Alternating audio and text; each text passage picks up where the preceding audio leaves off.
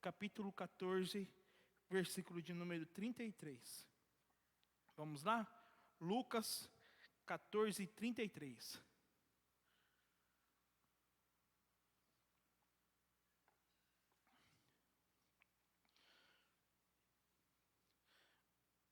Que diz: da mesma forma, ninguém pode ser meu discípulo sem abrir mão de tudo o que possui. Veja que eu quero destacar o trecho do texto: sem abrir mão de tudo que possui. Porque quando Jesus ele diz, traga a mim, ele queria o que estava nas mãos naquele momento. E por causa que Cristo queria ver o quê? A fé. Mas quando a gente olha para esse texto, da mesma forma, ninguém pode se tornar meu discípulo sem abrir mão de tudo. A gente entra na questão, as pessoas querem viver o milagre. Quantos querem viver o milagre? Querem ver o milagre. Quem quer ver milagre? Mas não querem abrir mão de tudo do que possui. Para aquele que faz o milagre, então elas não querem abrir mão de tudo que possui, para aquele que promove o milagre. E quem que promove o milagre? Elas não querem abrir mão. Elas preferem ficar guardada para elas do que abrir mão daquilo que, para aquele que pode promover o milagre. E preferem comer manjares do que banquete.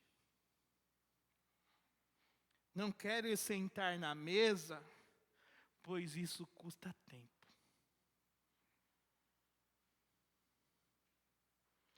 Aí a gente vamos lá em Lucas capítulo 14. Lucas 14.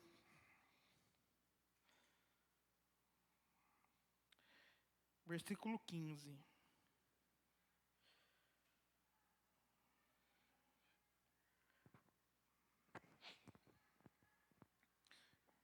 Fala sobre a parábola do banquete. Ao ouvir isso, um homem que estava à mesa com Jesus exclamou: feliz é aquele que participa do banquete do reino de Deus. Então a pessoa é feliz, porque ela está participando do quê? Do banquete de quem? Então ela é feliz. Ponto. Mas Jesus respondeu com a seguinte parábola. Certo homem preparou um grande banquete e enviou muitos convites. Quando estava tudo pronto, mandou seu servo dizer aos convidados: venha, o banquete já está pronto. Mas todos eles deram desculpa. Um disse: acabei de comprar um campo e preciso inspecioná-lo. Peço que me desculpe. Outro disse: acabei de comprar 5 juntas de boi e quero experimentá-las. Sinto muito, me desculpe. Ainda outro disse: acabei de me casar e não posso ir. Me desculpe. O servo voltou e informou ao seu senhor o que tinha dito. Ele ficou furioso e ordenou: vá depressa pelas ruas e becos da cidade e convide os pobres e os aleijados, os cegos e os mancos. Depois de cumprir essa ordem, o servo informou: ainda há lugar para mais gente. Então o Senhor disse: vai pelas ruas, pelas estradas do campus, junto a certas cercas entre as videiras, insista com todos que encontrar para que venha, de modo que minha casa fique cheia, pois nenhum do que antes foram convidado provará do meu banquete.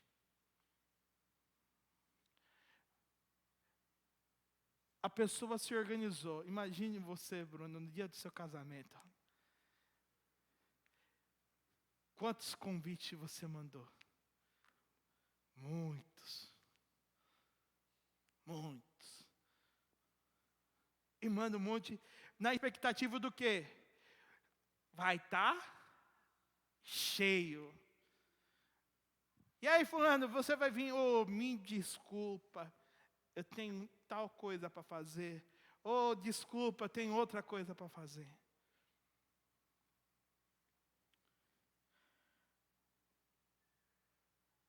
O problema dessas pessoas é que elas arrumam sempre desculpa.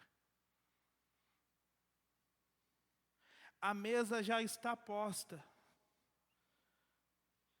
Mas o que acontece? Não querem abrir mão.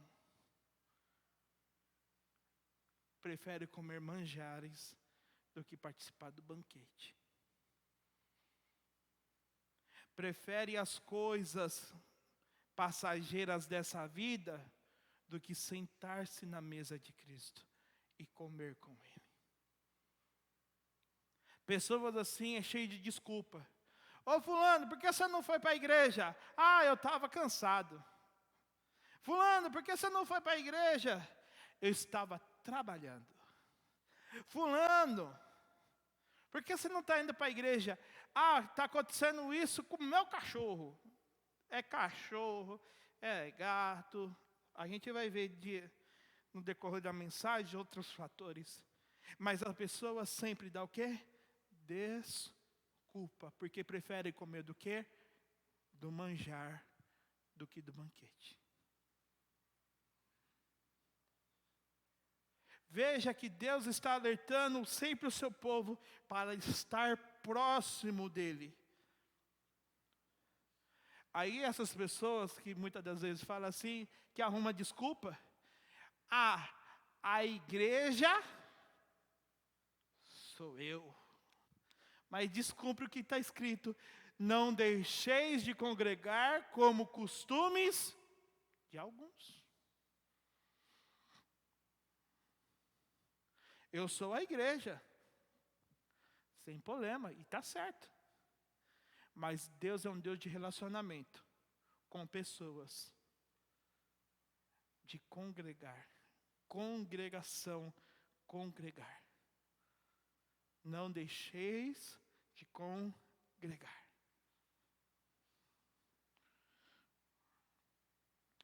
Vamos ver outro detalhe no versículo de número 26.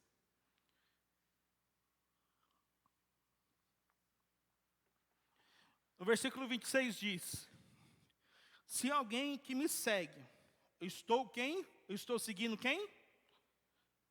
Eu estou seguindo Jesus. Então estou no sentido certo.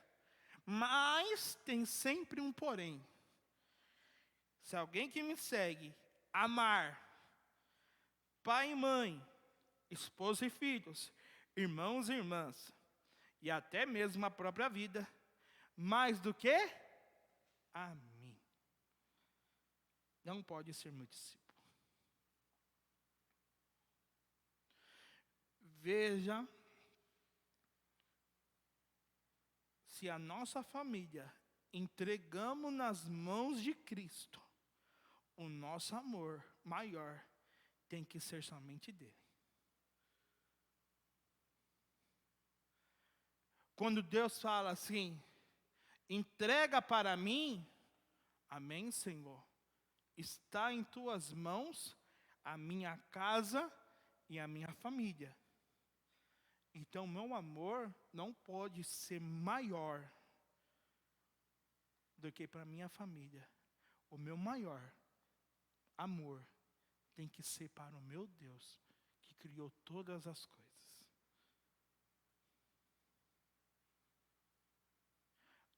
Eu lembro agora, nesse momento,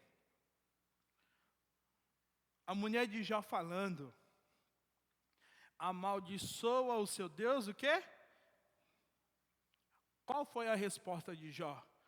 Como falas uma louca mulher? Se Deus deu, foi Ele quem tirou. e bendito seja o nome do Senhor. Veja que o amor dele era muito maior para com seu Deus do que com a sua própria família e seus bens. O nosso maior amor, a Bíblia não está falando, não ameis os seus pais, sua família e tudo mais. Não está falando isso. O que a Bíblia está dizendo e relatando para nós é que o nosso maior amor tem que ser para aquele que criou todas as coisas e nos deu o direito de salvação. E esse é Jesus Cristo. E o mais interessante, Fábio, esse texto foi escrito em Mateus, né? E antes de ser conhecido esse texto, Abraão já praticava muito antes de existir. O que diz em Gênesis 22, 2? Vamos lá? Vai aparecer aqui na tela aqui. Gênesis 22, 2. Vamos lá? Deus disse. Quem falou? Toma o seu filho,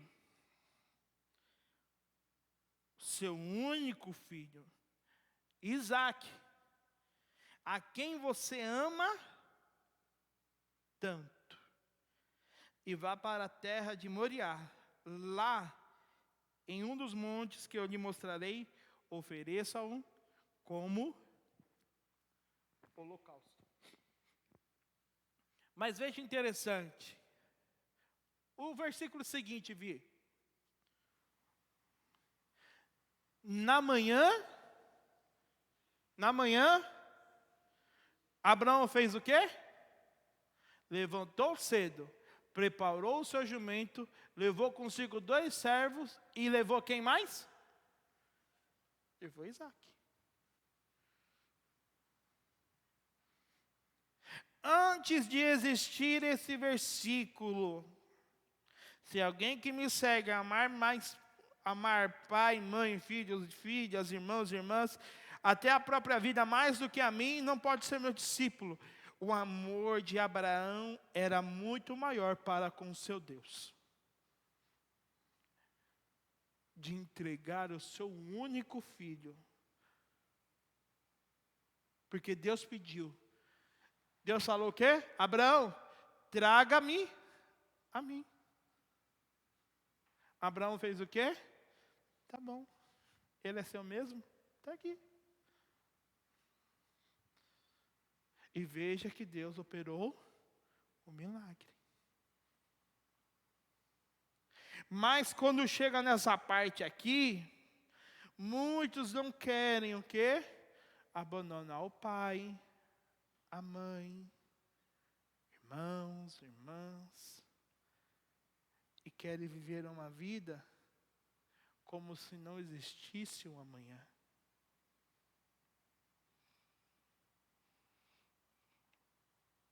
Outro detalhe, vivemos em uma época onde as pessoas estão vivendo uma extrema vaidade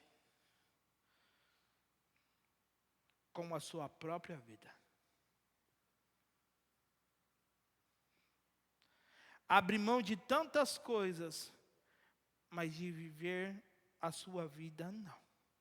Abre mão de tudo, mas eu quero viver o quê? A minha vida. Então, abre mão de tudo para viver a sua própria vida. Aonde isso já chegou dentro das igrejas, onde investe tempo e recurso para si mesmo, mas não para o reino dos céus.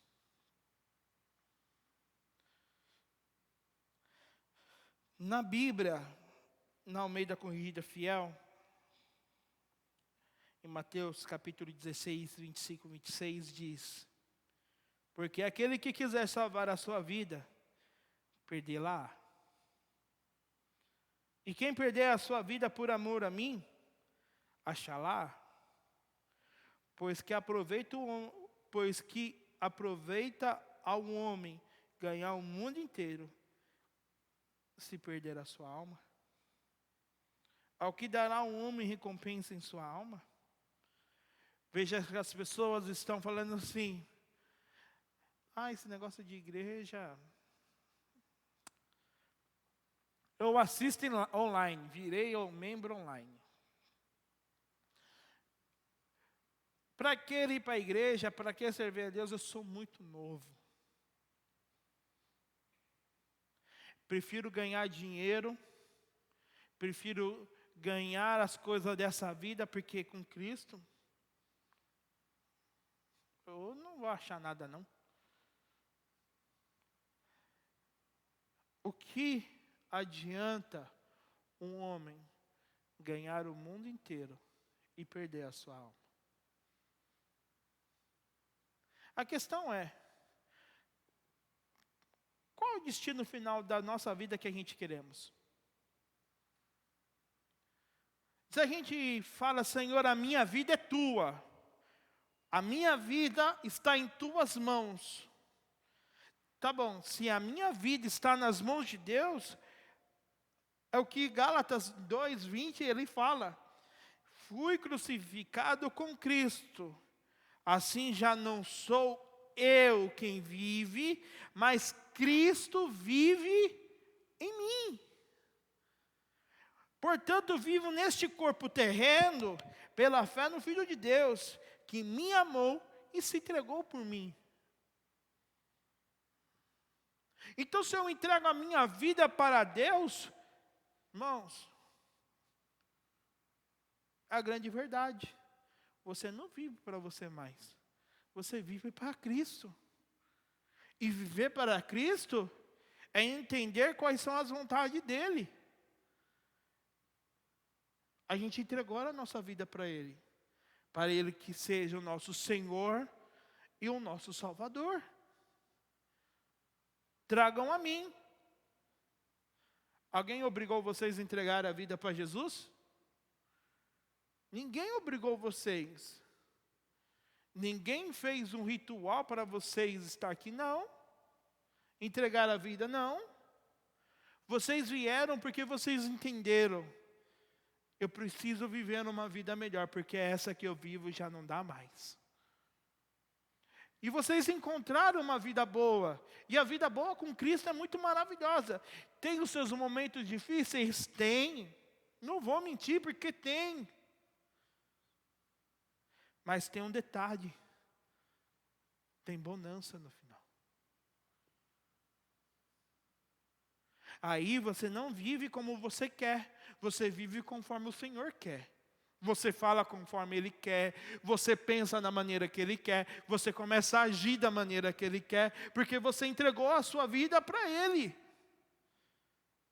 Aí essa palavra começa a acontecer: eu fui crucificado com Cristo, assim já não vivo eu quem vive aqui, mas Cristo vive em mim. Viver uma vida com Deus é abrir mão, muitas das vezes, para viver o reino. Mateus 19:29.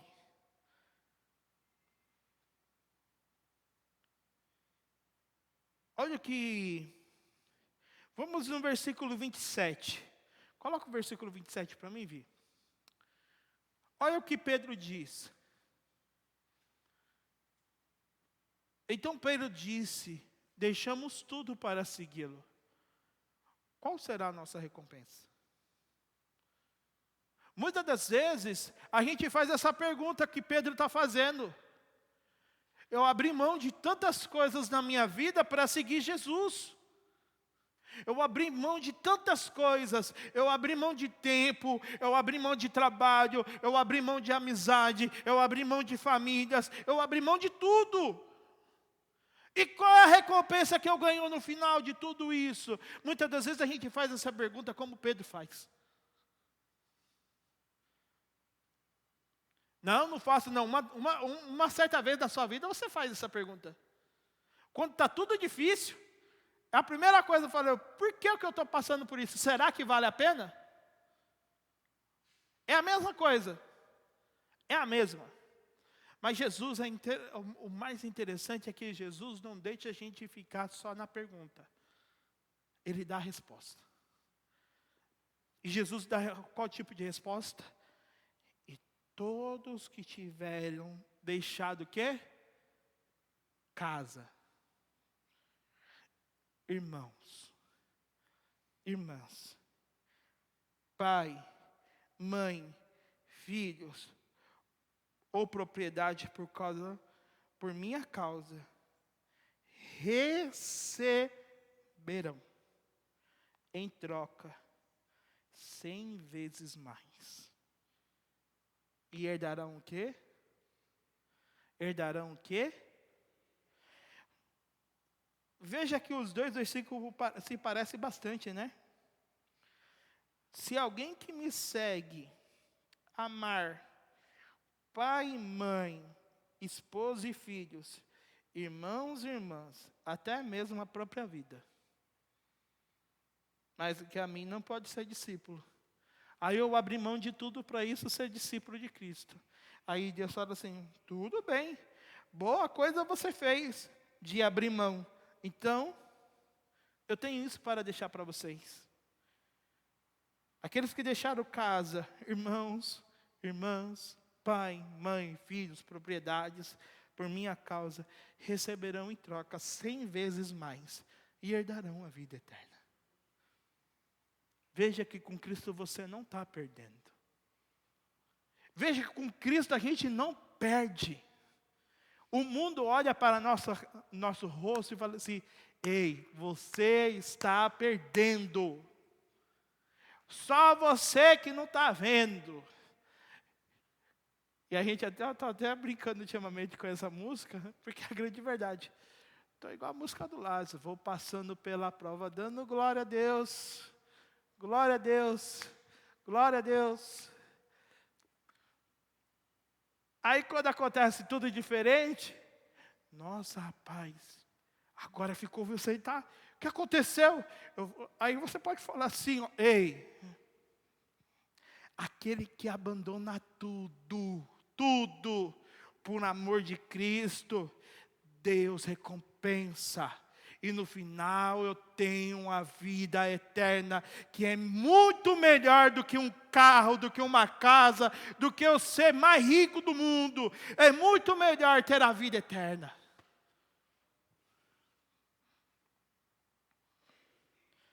E veja, irmãos, precisamos tomar cuidado um pouco nesse versículo, porque tem os irmãos que falam, então vou largar meu marido, vou largar meu filho, eu vou largar tudo. Aí você está negligenciando a palavra de Deus.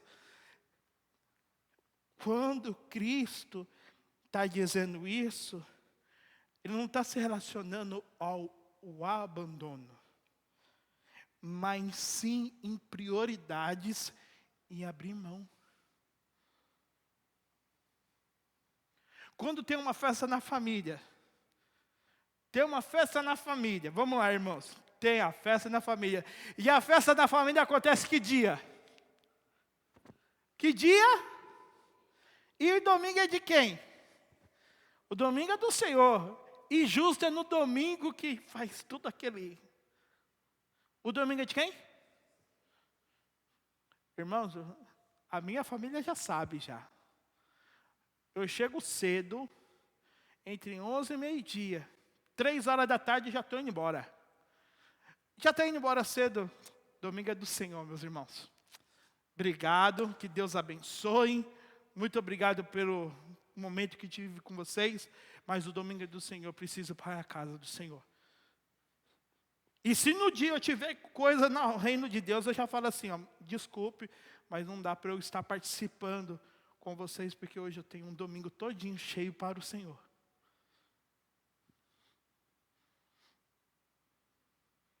Porque o domingo é dele. É você abrir mão. É doído? É doído. É doído. Mas veja que interessante. Às vezes você está fazendo já evangelização no meio da sua família e você nem sabe. Estou indo para a igreja. Estou indo para agradecer ao Senhor. Sempre vai ter um que vai falar o quê? Ora por mim. Eu já falo assim, eu falo. Amém. Domingo que vem eu te espero lá para a gente orar junto também, tá? As pessoas vão começando a ver em cada um de nós que a nossa prioridade sempre será Cristo. Abrir mão, propriedades. Todos nós queremos ficar rico. Quem não quer ter uma boa conta financeira? Olhar lá no saldo bancário assim, eita, R$1 milhão aqui. Deus é bom. 3 mil. Está sobrando ainda aqui, ó. Tô no começo do mês já está sobrando já. Quem não quer?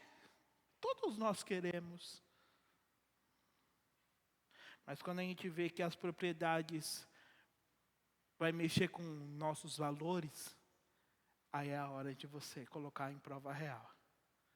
Não, valores e princípios eu não negocio.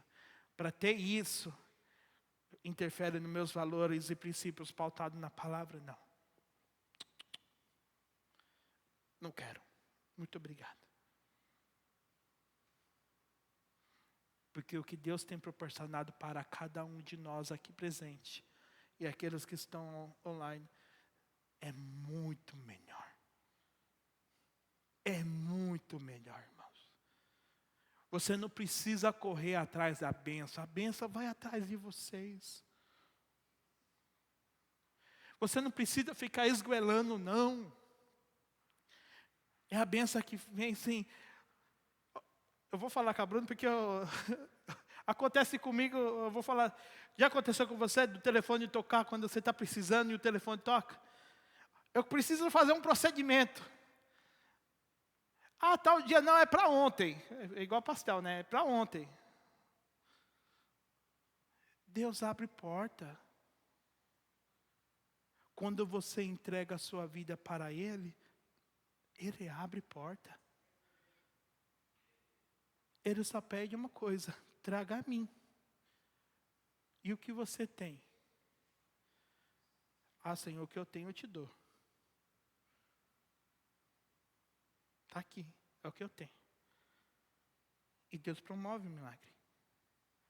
Para concluirmos, para viver um milagre em Deus, em Cristo, precisamos deixar as demais coisas e buscar o reino de Deus.